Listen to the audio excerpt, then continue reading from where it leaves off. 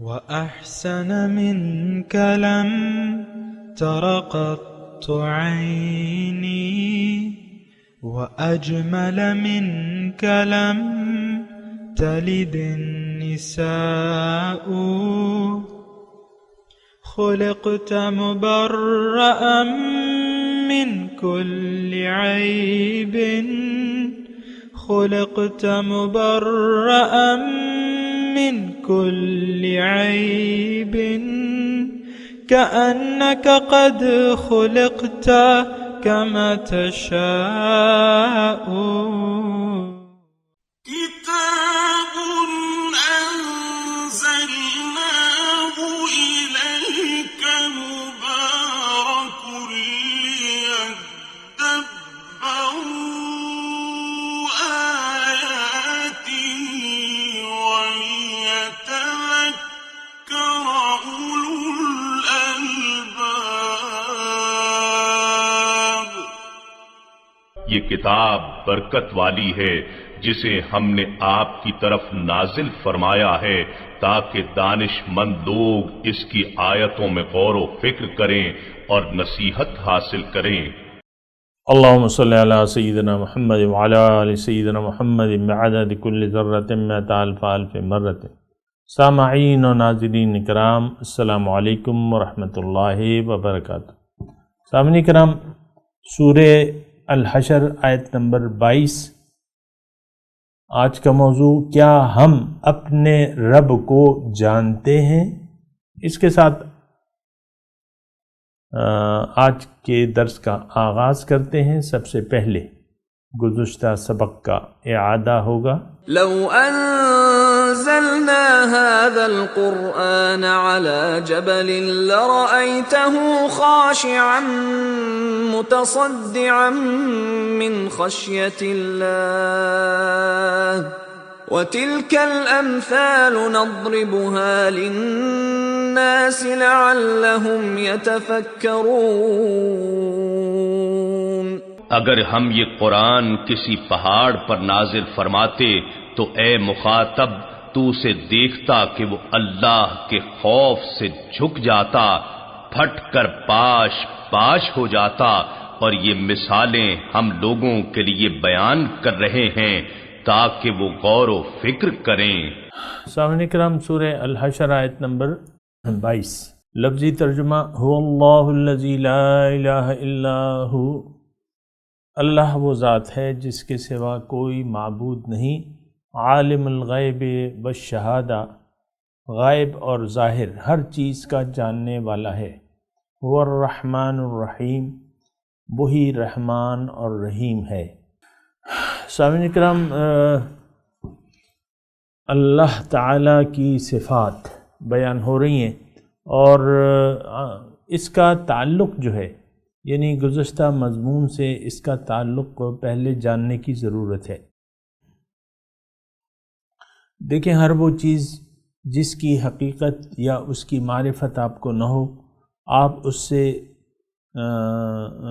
یعنی اس کو وہ درجہ نہیں دے سکتے جو اس کا ہے، یا ایک چیز سے فائدہ یہ ایک عام اصول ہے ہمارے عام زندگی کا، روزمرہ کی زندگی کا، کہ کسی بھی چیز سے فائدہ اٹھانے سے پہلے اس کا فائدہ جاننا ضروری ہے، اس کی خاصیت جاننی ضروری ہے۔ یہ ہمارا دیکھیں، مثال کے طور پہ ایک ہیٹر ہے، بجلی کا ہیٹر ہے یا گیس کا ہیٹر ہے، لیکن اگر آپ نہیں جانتے تو آپ کو جاننا چاہیے کہ یہ کیا چیز ہے اور اس کا فائدہ کیا ہے، تب ہی اس کے متعلق آپ اس سے سلوک کریں گے یا اس سے فائدہ حاصل، یعنی فائدہ آپ تب حاصل کریں گے کہ آپ اس کے متعلق کچھ جان لیں۔ بغیر جانے، کسی چیز کی معرفت حاصل کیے بغیر آپ اس سے وہ فائدہ نہیں اٹھا سکتے یا اس کے مناسب اس سے سلوک نہیں کر سکتے۔ مثال کے طور پہ مزید میں آپ کو بتاتا ہوں، ایک سائیکل ہے اور سائیکل پہلی مرتبہ ایجاد ہوئی ہے، آپ نے پہلی مرتبہ دیکھی ہے۔ اب وہ ٹھیک ہے کہ چل رہی ہے، لیکن یہ ہے کہ آپ کو معلوم ہونا چاہیے کہ یہ اس کا مقصد کیا ہے، اس کی معرفت کیا ہے، اس کا فائدہ کیا ہے، تو تبھی آپ اس سے وہ سلوک کر سکیں گے یا وہ فائدہ حاصل کر سکیں گے۔ یہ ایک عام میں آپ کے سامنے وہ بیان کر رہا ہوں کہ ہر چیز کی معرفت جاننا آپ کے لیے ضروری ہے، آپ اگر اس کے متعلق اس کا آپ خیال کرنا چاہیں۔ ایک اور مثال میں آپ کو دیتا ہوں جو اللہ تعالیٰ کی توفیق سے اس وقت میرے ذہن میں آئی ہے، وہ یہ ہے کہ آپ ایک شخص ایک سٹور میں نوکر ہے اور اس کی نوکری کا پہلا دن ہے، وہ نہیں جانتا کہ اس سٹور کا مالک کون ہے، مینیجر کون ہے۔ اب وہ جاتا ہے تو ظاہر ہے کہ وہ کس سے رابطہ کرے گا، یعنی اس سٹور میں مثال کے طور پہ یا کارخانہ ہے یا سٹور ہے جو بھی ہے، اس میں 200 آدمی کام کر رہے ہیں اور ان کے تمام کے لباس ایک دوسرے سے ملتے جلتے ہیں، یعنی کوئی خاص فرق نہیں ہے، کسی نے کوئی تخت شاہانہ پہ بیٹھا ہوا نہیں ہے، سب نے عام قمیص شلوار یا پینٹ پتلون پہنے ہوئے، مثال کے طور پہ عرض کر رہا ہوں۔ ان میں سے ضرور ایک شخص جو ہے وہ اس منتظم ہے اس سٹور کا یا کارخانے کا، اور وہ آجر بھی ہے، وہ اجرت دینے والا بھی ہے اور وہ منتظم بھی ہے۔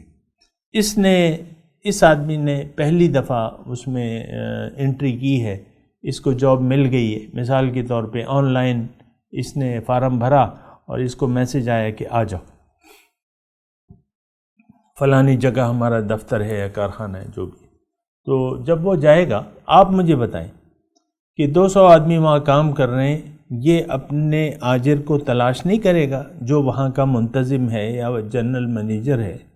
ظاہر ہے کہ اسے ڈھونڈنا پڑے گا، پوچھنا پڑے گا کہ وہ کون ہے جو یہاں کا انتظام چلا رہا ہے۔ جب وہ اس کو پتہ چل جاتا ہے تو وہ منتظم کے پاس جاتا ہے اور اس سے یہ پوچھتا ہے کہ جناب میری کیا ڈیوٹی ہے، میں نے کہاں کام کرنا ہے، اور کام کرنے کا طریقہ بھی آپ نے، یعنی مثال کے طور پہ آپ کا کوئی تجربہ نہیں ہے وہ کام کرنے کا جو آپ کو دیا جا رہا ہے، تو آپ اس سے اپنا کام کرنے یعنی جو ڈیوٹی ہے وہ بھی پوچھیں گے، جو اس کا طریقہ کار ہے اس منتظم سے وہ بھی آپ اس سے پوچھیں گے۔ جب آپ طریقہ کار پوچھیں گے تو وہ ایک تیسرے انسان کو بلا کے آپ کو کہے گا کہ بھئی یہ تمہیں بتا دے گا کہ تم نے کیا کرنا ہے۔ بنیادی طور پہ یعنی ہم جو یہ مضمون پڑھ رہے ہیں 2-3 آیات ہیں، بہت زیادہ اہم ہیں ہماری عملی زندگی میں، ہمارے لیے بہت زیادہ۔ ایک تو یہ ہے نا کہ آپ دیکھیں ہم اس کارخانہ حیات میں آئے ہیں، لیکن ہم نہیں جانتے کہ ہم نے کیا کرنا ہے۔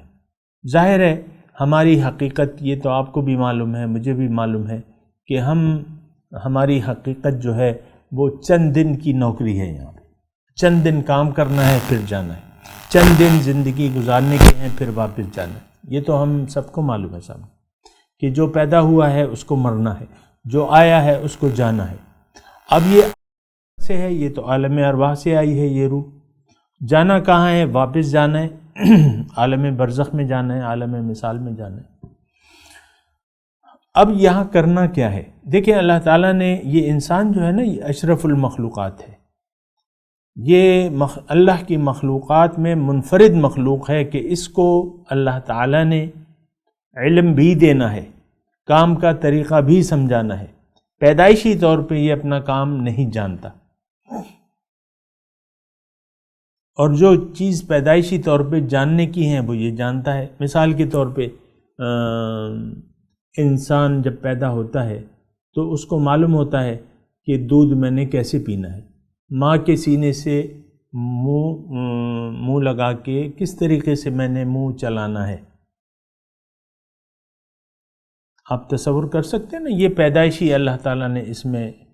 اور ویسے تو پیدائشی طور پہ آپ دیکھیں کہ تمام مخلوقات جو ہے وہ پیدائشی طور پہ، یعنی ان میں وہ کل قد علم صلاتہ و تسبیحہ، ہر ایک مخلوق اپنا کام اور اس کے کرنے کا طریقہ جانتی ہے۔ اس کی میں تفصیل میں نہیں جانتا، آپ اچھی طرح جانیں۔ یعنی مثال کے طور پہ چلیں ایک مثال بھی دے دیتا ہوں، ایک گلاب کا پھول ہے یا اس کا ایک بیج ہے یا کسی بھی پھول کا ہے یا کسی جھاڑی ہے، یعنی کوئی رات کی رانی ہے یا کوئی اور وہ ہے، تو اس کے بیج میں وہ صلاحیت، علم، طریقہ کار اور وہ سارا کچھ فیڈنگ ہوتی ہے۔ آم کی گٹھلی ہے، آپ اس کو موسم میں بر وقت مناسب زمین میں جب آپ اس کو پانی دے کے بو دیتے ہیں، تو اب آپ مجھے بتائیے کہ کیا، اور آپ اس کی حفاظت کرتے رہتے ہیں، مطلب پانی وغیرہ زمین جو بھی ہے، تو کیا اس سے ایک درخت نہیں بنے گا؟ اس میں آم نہیں اگیں گے؟ وہ پھل نہیں دے گا؟ بالکل دے گا۔ تو اس طریقے سے سامعین کرام اللہ تعالیٰ نے دیکھیں، یہ انسان جو ہے نا، ہم تو اس کو یعنی سوچتے نہیں اس بارے میں کہ ہم ہیں کون۔ ہم اللہ تعالیٰ کی ایک خاص مخلوق ہیں اور ایک منفرد مخلوق ہیں، جس کو آپ نام دیتے ہیں اشرف المخلوقات۔ تو اس کو اپنا کام کرنا ہے، اس کا ایک عظیم الشان کام ہے، اور وہ کام اسی کے متعلق ہے، اس کا فائدہ اسی کو ہے، اللہ کو نہیں ہے۔ یہ اللہ کی محبت ہے کہ اسے ایک اعلیٰ ترین مقام پہ اللہ تعالیٰ پہنچانا چاہتا ہے۔ ان المتقین فی جنات ونہر فی مقعد صدق عند ملیک مقتدر۔ متقی جو ہیں، جب یوم حساب ہوگا اور حساب کتاب ہو جائے گا، اور جو کامیاب لوگ ہیں، ظاہر ہے وہ متقی لوگ ہیں، تو وہ باغات میں ہوں گے، نہریں ہوں گی، سچی بیٹھنے کی جگہ ہوگی۔ کہاں؟ عند ملیک مقتدر، اس مقتدر بادشاہ کے دربار میں اپنے مقام پہ پہنچ جائیں گے۔ انا للہ و انا الیہ راجعون، ہم اللہ کے ہیں، اور تیاری کر کے، ملاقات کی تیاری کر کے ہم نے وہاں جانا ہے۔ اب انسان یہاں آ جاتا ہے، نہ عقل و فکر سے کام لیتا ہے، نہ سوچتا ہے، نہ سمجھتا ہے، بس وہ ایک گدھے کی طرح وقت گزارتا رہتا ہے اپنی زندگی میں۔ اب گدھا کیا ہے؟ آپ دیکھیں، جب مادہ آتی ہے، جب گدھا جوان ہوتا ہے تو اس کو یعنی بس جب اس کے سامنے مادہ آتی ہے تو بس وہ اس کی جذبات جو ہے کھڑے ہو جاتے ہیں، اور وہ اپنی خواہش پوری کرنے کی کوشش کرتا ہے اگر مادہ اس کے سامنے آتی ہے، یا اگر وہ بھوکا ہے تو چارہ ڈال دو تو بس وہ بغیر کسی سوچے سمجھے کھانا پینا شروع کر دیتا ہے۔ یہ جو کھانا پینے کی زندگی ہے، اور یہ ہم جو جسمانی ضروریات کے جو ہمارے ساتھ لگی ہوئی ہیں، صرف یہ تو انسان نہیں ہے، یا یہ تو صرف زندگی نہیں ہے کہ آپ نے پیدا ہوئے اور پھر بڑے ہو گئے تھوڑے سے تو پھر اسکول جانے لگے۔ میں تھوڑا آپ کو نقشہ کھینچ رہا ہوں جس طریقے سے ہم زندگی گزارے، اور پھر وہ پڑھائی میں ڈال دیا، اسکول میں ڈال دیا گیا، آپ کو اسکولنگ کی آپ نے، وہاں اگر کوئی نوکری کے قابل آپ نے وہ کر لی تو نوکری مل گئی آپ کو، نوکری کرنے لگے یا کوئی کاروبار کرنے لگے، کوئی بھی مطلب وہ دنیاوی جو آپ کی وہ ہیں پیسہ کمانے کی، آپ ایک پیسہ کمانے کی اب مشین بن گئے۔ اس میں اب یہ ہے کہ آپ شادی بھی کر لیا، آپ ڈاکٹر ہیں، انجینئر ہیں، اور پتہ نہیں کیا کیا ہیں، یا ایک ریڑھی بان ہے، یا ایک چنا چاٹ والے بیچنے والے ہیں، اس سے کوئی تعلق نہیں ہے، لیکن دنیا کی ضروریات کے لیے آپ نے کمانے کا ایک دھندا اپنا لیا۔ پھر آپ جوان ہیں، اب آپ کے لیے ماں باپ نے آپ کی شادی کر دی، اب آپ خود باپ بننے کے لیے تیار ہو گئے ہیں، ایک بچہ آیا، 2 بچے آئے، 3 بچے آئے، 4 آئے، 5 آئے، 6 آئے، جتنے بھی آئے یا نہیں بھی آئے، لیکن آپ وہ ایک ازدواجی زندگی گزار رہے ہیں۔ اتنے میں اب یہ ہوتا ہے کہ بچے جو بڑے ہوتے ہیں، آپ بوڑھے ہونے لگتے ہیں، بعض اوقات 60 سال کی عمر کو پہنچتے ہیں تو اگر سرکاری نوکری ہے تو پینشن مل گئی آپ کو، ورنہ آپ کے بیٹے وغیرہ جو ہیں، آپ کا اگر ایک دکاندار ہیں، اب بیٹے آپ کے آنے لگے، ابو جائیے اب ہم کریں گے، مطلب دوپہر ہو جاتی ہے، آپ 1-2 گھنٹے کے لیے آتے ہیں پھر چلے جاتے ہیں، آہستہ آہستہ جو ہے آپ کی داڑھی مبارک جو ہے وہ سفید ہونے لگتی ہے، اور اتنے میں اب آپ یعنی بیماریوں کا اٹیکس وغیرہ آپ پہ ہونے لگتے ہیں. کبھی آپ کو شوگر ہو جاتی ہے، کبھی جو ہے وہ انجائنا کی تکلیف ہو جاتی ہے، کبھی کوئی کینسر کا مرض لگ جاتا ہے، کبھی کوئی حادثے میں ٹانگ ٹوٹ جاتی ہے، آپ کی پاؤں ضائع ہو جاتا ہے، کبھی ہاتھ ضائع ہو جاتا ہے، کبھی آنکھوں پہ پردے آنے لگتے ہیں تو پھر آپ اینک لگا لیتے ہیں. اور جو یہ موت کا یعنی یہ اصل میں انسان جب پیدا ہوتا ہے نا سامعین کرام، تو یہ ایک موت کا سفر اس کا شروع ہو جاتا ہے. زندگی کے آغاز کے ساتھ ہی اس کے اختتام کا سفر شروع ہو جاتا ہے اور یہ اپنے اختتام کی طرف بڑھتا رہتا ہے. اب اس کو اگرچہ اللہ تعالیٰ نے عقل و فکر اور شعور سے نوازا ہے اور اختیار بھی دیا ہے، لیکن یہ سوچتا ہی نہیں ہے، بالکل نہیں سوچتا، نہ اپنے خالق اور مالک سے رابطہ کرتا ہے، نہ اس کارخانہ حیات کے منتظم سے رابطہ کرتا ہے، نہ اللہ تعالیٰ نے جو اس کو سمجھانے کے لیے جو ہستیاں بھیجی ہیں، پیغمبر اور انبیاء اور رسول جو آئیں، نہ ان سے رابطہ کرتا ہے، نہ ان کی تعلیمات کو دیکھتا ہے، بس گدھوں اور جانوروں کی طرح یہ زندگی گزارتا رہتا ہے. اور آخر میں آپ سنتے ہیں مسجد سے آواز آتی ہے کہ بھئی فلانے کا باپ جو ہے وہ مر گیا ہے.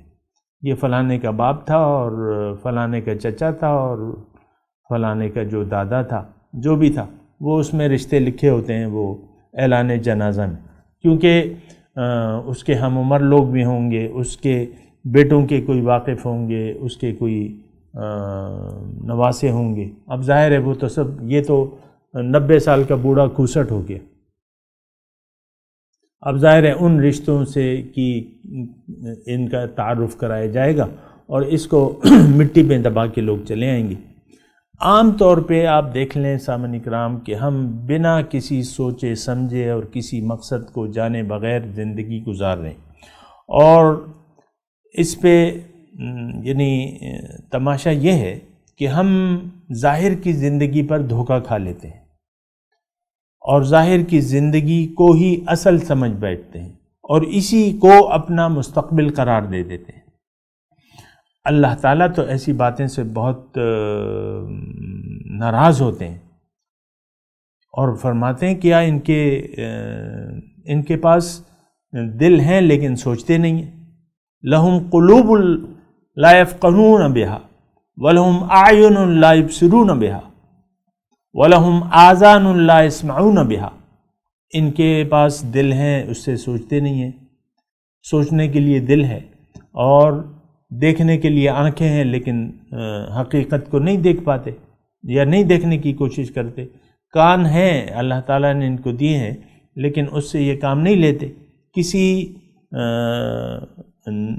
اللہ کے کسی نبی سے رابطہ نہیں کرتے، ان کے پاس جاتے نہیں ہیں، پوچھتے نہیں ہیں، پھر اپنی زندگی اسی طرح گائے، بیل، بھینس، بکری کی طرح گزار دیتے ہیں. لیکن قرآن میں اس کے بارے میں آیا ہے کہ اولئک کل انعام بل ہم اضل سبیلا. ان کی مثال جو ہے وہ جانوروں کی سی ہے، بلکہ جانوروں سے بھی بدتر زندگی گزار رہے.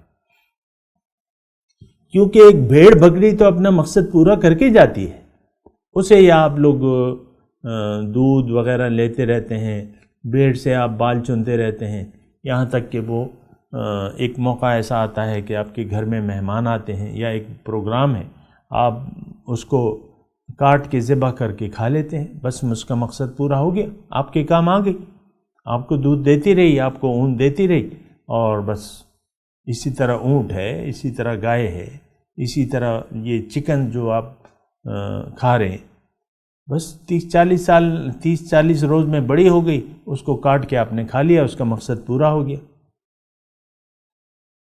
یعنی آپ وہ شیور کے چکن سے بھی بدتر زندگی گزار رہے ہیں. شیور کا جو چوزا ہے وہ 40 دن میں بڑا ہو کے، اور بس وہ آپ کبھی اسے سجی بنا لیتے ہیں، کبھی کڑھائی بنا لیتے ہیں، کبھی قورمہ اس کا بنا لیتے ہیں. یہ مرغ قورمہ ہے اور یہ مرغ کی کڑھائی ہے اور یہ جو ہے بریانی ہے، چکن بریانی. تو یہ تو اس سے بھی بدتر ہوگی. اللہ تعالیٰ یہ فرما رہا ہے کہ بل ہم اضل، بلکہ یہ بھی اس سے بھی بدتر ہے.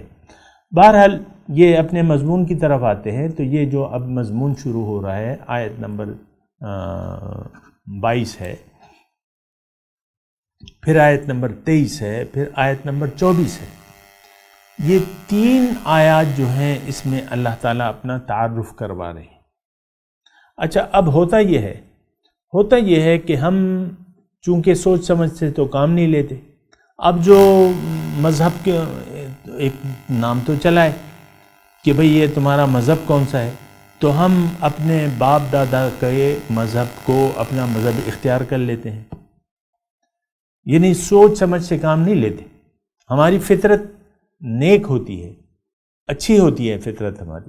کل مولود یولد علی فطرت الاسلام، اللہ کے رسول فرماتے ہیں کہ ہر بچہ جو ہے وہ اسلام کی فطرت کے مطابق پیدا ہوتا ہے، فطرت نیک ہے، لیکن جب ایک گھر میں بڑا ہوتا ہے فَأَبَوَاهُ يُهَوِّدَانِهِ أَوْ يُنَصِّرَانِهِ أَوْ يُمَجِّسَانِهِ، اس کے ماں باپ جو ہیں یا تو اسے یہودی بنا لیتے ہیں یا نصرانی بنا لیتے ہیں یا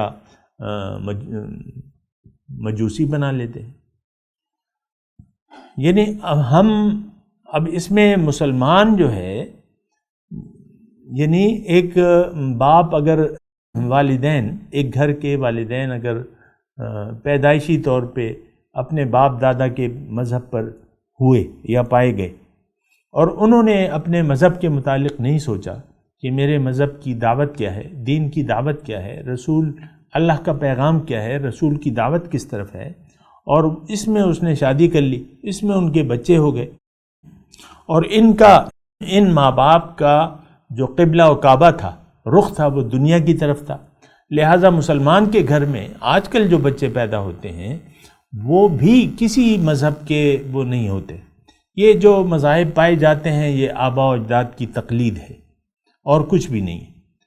وجدنا آباءنا لہا عابدون، یہ جو ہم نے اپنے رسم و رواج اور وہ بنا رکھے ہیں نا، تو بس اسی کی پیروی کرتے ہیں۔ اصل میں آج کا، یعنی یہ ایک بات ضمنی طور پہ ہے، میں یہ کہہ رہا ہوں، اگر آج ایک لڑکا یا ایک بچہ مسلمان کے گھر میں بھی پیدا ہوتا ہے لیکن وہ نہیں جانتا کہ میرا آمد کا مقصد کیا ہے، مجھے اللہ نے کیوں پیدا کیا ہے، بچپن کا تو چلو گزر گیا، اس کی سمجھ کامل نہیں تھی، لیکن جب اللہ تعالیٰ نے اس کو عقل و شعور دیا تو یہ ماں باپ چونکہ گمراہ ہیں، اس کے ماں باپ چونکہ گمراہ ہیں تو انہوں نے بھی اپنے بچے کو بھی گمراہی کے راستے پر ڈال دیا، یعنی ظاہر کو ماں باپ بھی ظاہر کو مقصود بنا کے زندگی گزار رہے ہیں، اپنے بچوں کو بھی انہوں نے ظاہر کی بھٹی میں جھونک دیا ہے، ظاہر کے دھوکے میں مبتلا کر دیا۔ اب اس بچے کو تو سوچنا چاہیے نا، یعنی بعض اوقات مجھ سے لوگ پوچھتے ہیں کہ بھئی ہمارے معاشرے ہی سارا ایسا ہے، تو میں ان سے کہتا ہوں کہ بھئی اللہ تعالیٰ نے کیا تمہیں عقل نہیں دی؟ ابھی جو میں نے آیت آپ کے سامنے پڑھی کہ لہم قلوب لا یفقہون بہا ولہم آذان لا یسمعون بہا ولہم اعین لا یبصرون بہا، ایسی آیت ہے۔ تو ان کے پاس سوچنے کے لیے دل ہے لیکن سوچتے نہیں ہیں، سننے کے لیے کان ہے لیکن حق کو سننے کے لیے تیار نہیں ہے، اور دیکھنے کے لیے آنکھیں ہیں حق کو دیکھنے کے لیے، لیکن وہ دیکھنے کے لیے تیار ہی نہیں ہے۔ تو بہرحال یہ ایک ایسی بات ہے سامعین کرام، یہ سورہ حشر کی ان 3 آیات، اس کو سمجھنا ہمارے لیے بہت زیادہ ضروری ہے۔ اور اس میں کیا ہے، اس میں اللہ تعالیٰ اپنا تعارف کروا رہے ہیں کہ دیکھو میرا تعارف تو یہ ہے، اب تمہیں یہ چاہیے کہ تم سوچو۔ یعنی اس سے جو پہلی آیت گزری تھی کہ لو انزلنا هذا القرآن على جبل لرأيته خاشعا متصدعا من خشية الله وتلك الامثال نضربها للناس لعلهم يتفكرون، تاکہ لوگ سوچیں اس کو۔ لیکن ہم لوگ تو آپ دیکھیں کتنی بڑی بے شرمی ہے کہ یعنی عقل ہوتے ہوئے ہم سوچنے کے لیے تیار نہیں ہیں، کانوں کے ہوتے ہوئے کسی دانا شخص کی باتوں کو سننے کے لیے تیار نہیں ہیں، آنکھوں کے ہوتے ہوئے ہم سچائی کو نہیں دیکھ پا رہے، اور یہ سچائی تو بکھری پڑی ہے۔ ابھی میرے پاس ٹائم نہیں ہے زیادہ، لیکن میں آپ کو یہ کر رہا ہوں، سچائی تو بکھری پڑی ہے، قدم قدم پہ اللہ تعالیٰ کی نشانیاں موجود ہیں، قدم قدم پہ اللہ تعالیٰ کی قدرتیں موجود ہیں۔ یہ آپ کے سامنے جو کچھ بھی سبزیاں ہیں، جو کچھ بھی پھل ہیں، اس کا بینیفیشری بنیادی طور پہ کون ہے؟ انسان ہے۔ یہ سب چیزیں اللہ تعالیٰ نے کس کے لیے پیدا کی ہے؟ یہ کائنات کس کی خدمت میں لگی ہوئی ہے؟ یہ بادل کس کے لیے برس رہے ہیں؟ بادلوں سے پانی اللہ تعالیٰ برسا رہا ہے، اس کا فائدہ اٹھانے والا بنیادی طور پہ کون ہے؟ بنیادی طور پہ اگر آپ دیکھیں تو انسانی کی ہستی ہے، جو اس روئے زمین پہ یہ تمام اللہ تعالیٰ نے اس کے لیے تسخیر کائنات کر دی ہے۔ سورج جسے روشنی پہنچا رہا ہے، اب چاند کو تو کوئی سورج کی روشنی کی ضرورت نہیں ہے، مثال کے طور پہ عرض کر رہا ہوں، یا زہرہ مشتری کو، حالانکہ وہاں بھی پہنچ رہی ہے، لیکن وہ تو ایک الگ سسٹم ہے، لیکن اس کا فائدہ کون اٹھا رہا ہے؟ چاند، مریخ، مشتری، زہرہ مشتری پہ کوئی مخلوق تو نہیں ہے، لیکن سورج کی یعنی جب چمکتا ہے تو سارے سیاروں پہ پڑتی ہے، لیکن بنیادی فائدہ تو میں اٹھا رہا ہوں، آپ اٹھا رہے ہیں۔ کتنے مزے سے آپ سردی میں یعنی سورج کی اس کو جو ہے شعاؤں کو تاپتے ہیں، پلنگ بچھا کے آرام سے لیٹ جاتے ہیں، اور اس کو آپ دیکھتے ہیں نا، یہ جو سن بات لیتے ہیں، تو آپ فائدہ اٹھا رہے ہیں، آپ مرکزی مخلوق ہیں، تو آپ نے کیوں خواب غفلت کا کمبل اپنے اوپر ڈالا ہوا ہے؟ یہ مضمون جب جاری ہے سامعین کرام، اور ابھی میں تلاوت کرتا ہوں، میرے ساتھ دہرائیے۔ اعوذ باللہ من الشیطان الرجیم، بسم اللہ الرحمن الرحیم۔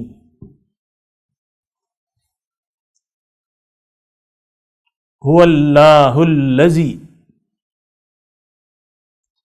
لا الہ الا ہو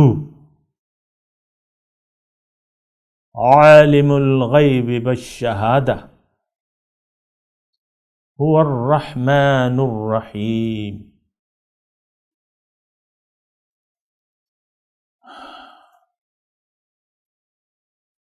ترجمہ سنا دیں۔ هو اللہ الذی لا الہ الا ہو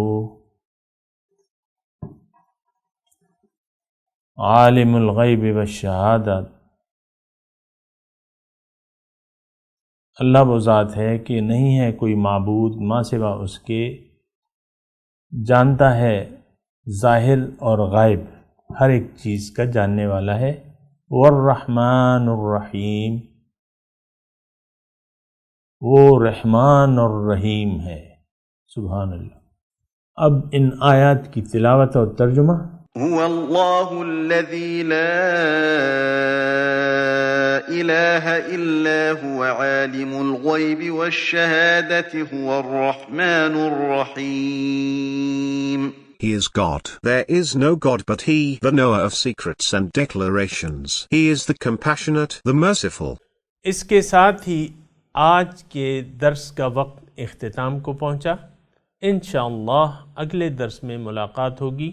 وآخر دعوانا ان الحمدللہ رب العالمین، والسلام علیکم ورحمۃ اللہ وبرکاتہ۔